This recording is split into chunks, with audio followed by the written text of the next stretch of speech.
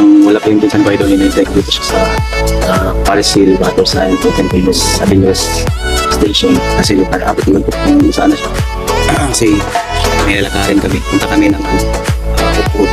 Kasi doon daw siya bibili ng sapatos. Tapos siya uwi ng Pilipinas. Kasi ngayong Wednesday na ang pauwi yung dalawang pinsan kasama yung husband niya. Hindi magandang bike yung item sa nakajakit na ang Pilipinas. Ito kami nagantay kasi sobrang kilit sa Pilipinas, diba? Ngayon mga idol, ito ako naghihintay sa Paris Hill Subway Station. Yung ganda rin siya. Ayun, pagkatapin ko lang ako idol kasi wala naman akong nalawa ngayon. So hintay ko lang siya.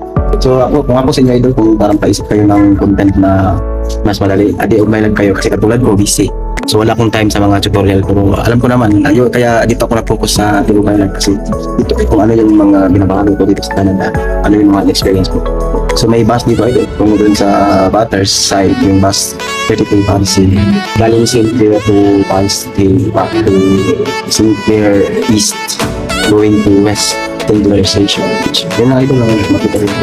So ang hirap lang kasi dito pag may bibilhin ka galing ka sa apartment or sa bahay ninyo, pagkakataksi ka idol, kailangan mo lakarin siya kagaya sa atin sa Pinas na maliban na lang kung meron kang scooter, electric scooter, either meron kang sariling sasakyan, mas madali, pero kung wala, okay lang.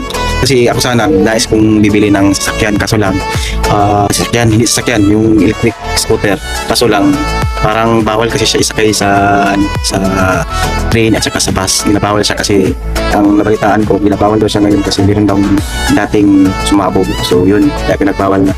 So yun, hindi na lang ako bumili. Ano lang, itong content, kung gusto ninyo itong content, ito sample ko. Yes na to, di ba? Kahit long form pa yan or ma-short video, okay lang yan. Basta ang gawin nyo lang, proper engagement. Mag-comment kayo sa kapwa content creator. Panoorin niyo yung video, tapusin nyo. After yun, ang yung comment ninyo, i-relate nyo sa video kung ano yung nandun sa video mismo para hindi siya pasok sa fake engagement. Yun lang idol, simple, di ba? Yung hindi pa pala na-monetize sa content monetization, ang gawin nyo talaga original audio, original video, gano'n lang idol. Dito na yung pinsan ko, dumating na, lakad-lakad sa inyo.